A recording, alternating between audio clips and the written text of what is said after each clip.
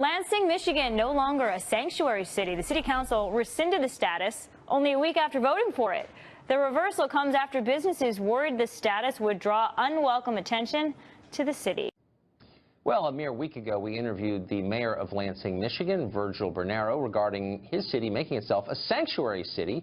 Well, after 168 hours as a sanctuary city, Lansing City Council called a special meeting. It's happening right now to reconsider this, perhaps because they recognize it could cost them a lot of federal money. Mayor Bernero was just at that meeting, which is still going on, and he joins us now.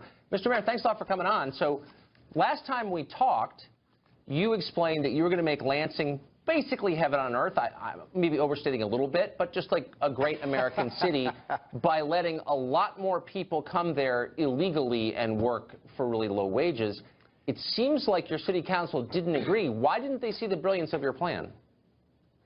Oh, no, come on now, Tucker. I said nothing like that. I think we're a great city now. I think you did. But I must say, I heard from a lot of your fans after I came on, and you do have a great fan base. I think it's wonderful. Look, what we're seeing is democracy in action, Tucker, and this discussion is part of it. I think we should have more conversations where we shed light and not heat, and I appreciate that. That's one thing I appreciate about your show is that people get a chance to talk. You talk about real issues, and council is having a real debate. You know, council heard from the Chamber of Commerce. I work with the Chamber of Commerce on growing business all the time in Lansing, and they're hearing from the people on both sides of the issue. I mean, they had months to do this before, and they were doing it again now, but democracy can be messy, and so you know, I encourage the debate, and I encourage the debate from among your listeners as well. But you know, let's not have ad hominem. Well, I totally agree. I'm against ad hominem. Try not to engage in it. But why is there any debate when you have an idea as great as yours, just bringing more people illegally?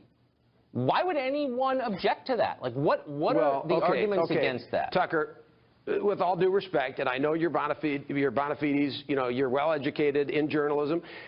Come on, we're not, I don't believe, and there's no evidence that we are opening the floodgates to illegals by declaring it a sanctuary city or by declaring non-discrimination in our policing. There's no evidence that's opening the floodgates at all. So one of the things, because people heard you say that, I had to answer people. They won't come, they will. Well, I don't give any city benefits. I mean, what we're doing is enforcing the law. And, you know, a group that you should feel close to, the Cato Institute, recently came out with a study that shows, in fact, undocumented workers have a 44% less likelihood of committing crimes than so-called regular Americans. So this idea that there's going to be a crime explosion is just absolute nonsense. That's the libertarian point of view. That they're more impressive than we are, and so we should just be quiet and accept them. Well, I know that some people believe that.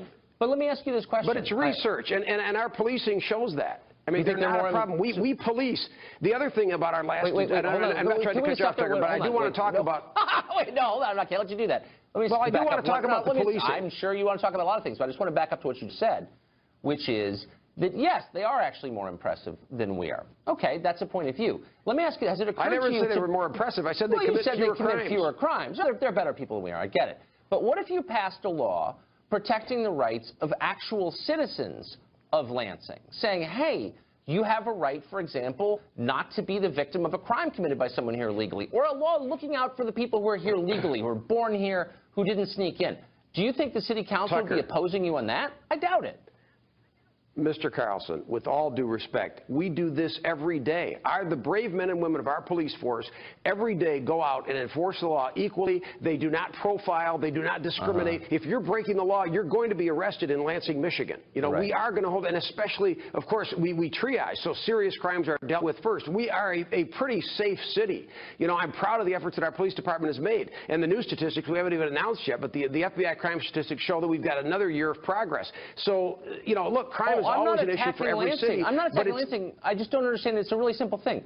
You say that the people who come here illegally are more morally upright than the people who are born here. I never said that. I never said that. You're putting words in my mouth. The Cato Institute, I said that the Cato Institute study shows that they commit fewer crimes. That's just a fact. So this idea that we're unleashing criminals is nonsense.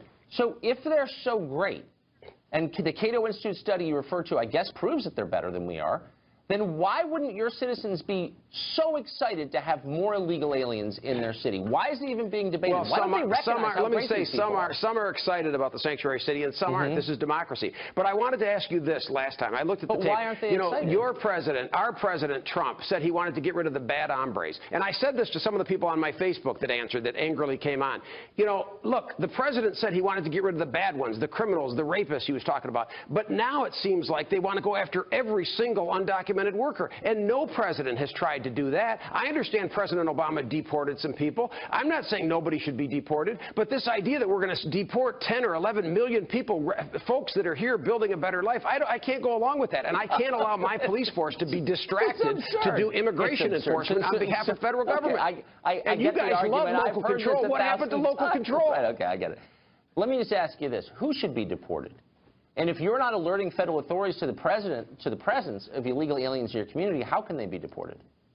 Well, I hope I don't regret this, but let me quote President Trump. He said bad hombres, okay? So let's figure out who are bad hombres. They're the ones who should be deported. What about drunk drivers? Criminals. He talked about serious offenders. Here's an actual question. Here's an actual question. Let's say the Lansing Police Department picks up an illegal alien for drunk driving.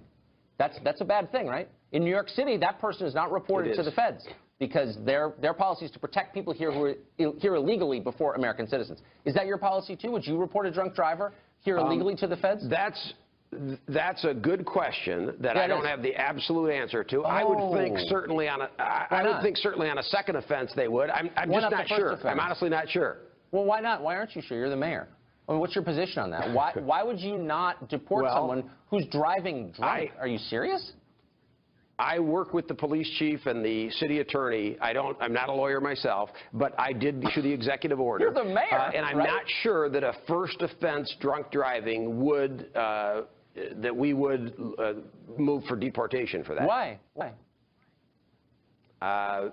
Because if nobody was hurt, if they agreed to go into a program, to a diversion program, then if they agreed to seek treatment. Like if they didn't actually hit any kids in the crosswalk this time, then it's totally cool. What would we do if you got caught drunk driving? I don't know. I'd be punished. And if I was in somebody else's country illegally and I got caught driving drunk, then I'd be in jail and deported. They'll be punished like anybody else would be punished. No, they wouldn't be, because you wouldn't report them to the feds and they wouldn't be deported. And they might stick around to do it again, as many have, as you know. So my only point is, maybe your citizens would appreciate it if you thought about them as well as the illegals. We think about them every day, and that's one of the reasons crime is down. But our citizens do not want to be profiled, and we're not an extension of the federal government. Actually. Mr. Mayor, thanks for joining us. You want local control. We are giving you local control. Okay, and we appreciate it.